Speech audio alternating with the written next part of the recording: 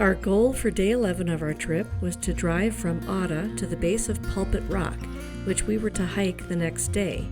Before leaving for the long drive, we decided to stretch our legs with a short hike nearby Otta to Bondhusvatnet Lake, which is about a half-hour drive away.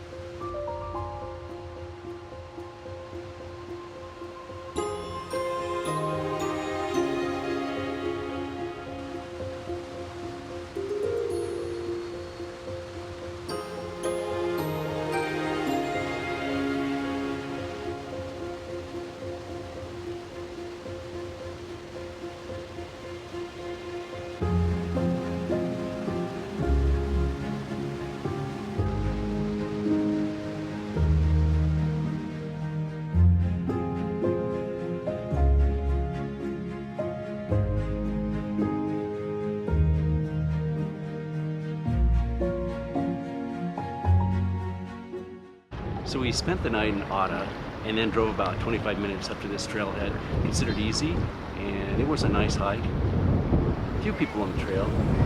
I'd come up here to this beauty behind me. Gorgeous. So we'll blast out of here, hike back out, take about an hour, and then we're gonna head for base camp of Pulpit Rock. We'll get there in about 4 hours.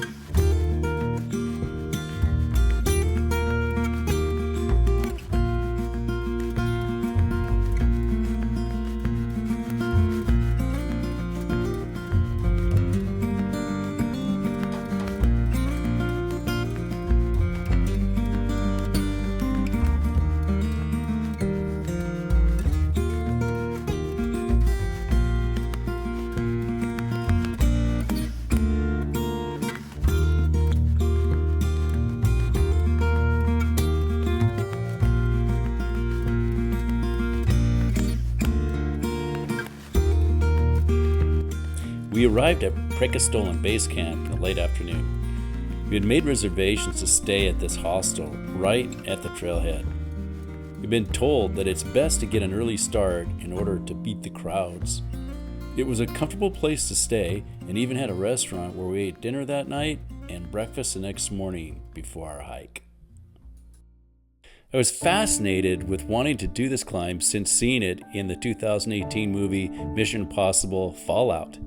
The movie portrayed a scary-looking and exposed location. In the scene, Tom Cruise's character crashes his helicopter on top of Pulpit Rock and fights with a bad guy until he throws the bad guy off the top, and the bad guy falls 2,000 feet below. Pulpit Rock is a cliff with a unique platform on top, approximately 25 meters long by 25 meters wide.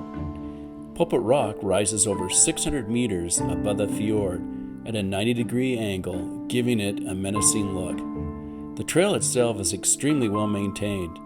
It is a moderately steep climb until you near the top, where it flattens out onto a rocky plateau. The hike is approximately 2.5 miles one way, with an elevation gain of 1,666 feet. Between 2013 and 2016, Nepalese Sherpas massively renovated the trail. Stone steps, platforms, and stairs were laid out to minimize trail degradation and improve safety. My suggestion is to start the hike early in the day. If you go, bring snacks and water and make sure that your knees work because there are a lot of steps. A storm moved in the evening before we planned to hike, and it rained all night. I woke up the next morning at 6 a.m. and peered out our window to a dark, overcast day. Not feeling great and not wanting to hike in bad weather, I questioned if I even should go. God bless my wife. She said, "We're here, we're going." We started out a bit after 8 a.m. with very few others on the trail. It rained lightly for about an hour and then let up. We arrived at Pulpit Rock at about 10 a.m. It was cloudy, but the rain had stopped. We investigated the surroundings and took a bunch of photos that were breathtaking.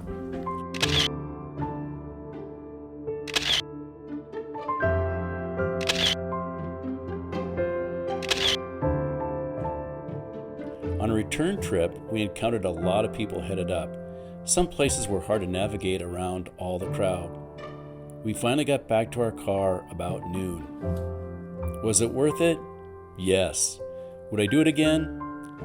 Probably not because of the crowds, but it was a very scenic bucket list item, and now we are ready for our next adventure. So, enjoy these scenes of the hike.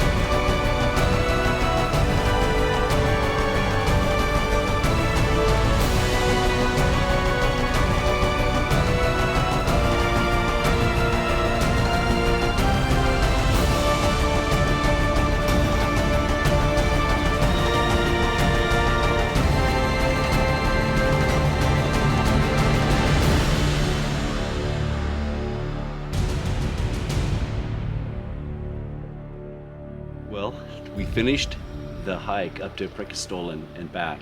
It's 4 km one way, so 8 km round trip. Started at 8 this morning, wrapped up around noon, spent a little bit of time up there. The crowds weren't too bad. We hiked up and it was in the clouds. But when we got to the other side to actually Pulpit Rock, Preikestolen, it actually was pretty clear. It was hazy, but it was clear. And it was just, the views were just incredible. I mean, I checked my watch and we did basically 20,000 steps. That's up and back. But you're climbing a lot and it was just beautiful. I'm glad we did it. And Jelaine talked me into going because I was kind of hesitant, but we were glad we did. And the crowds were really getting heavy on our way down, so our timing was right to start at 8 in the morning, wrapping up at noon. Take care. After we completed our hike to Pulpit Rock, we drove for about 3 hours to Mandal, where we spent the night. Then we drove to Oslo before our flight the next day back to the U.S. Our trip to Norway was coming to an end, but I have a feeling that the stunning natural beauty, amazing fjords, towering mountains, and dramatic waterfalls will call us back again. But for now, it's on to our next adventure. So stay tuned for our next trip to the Central American country of Costa Rica.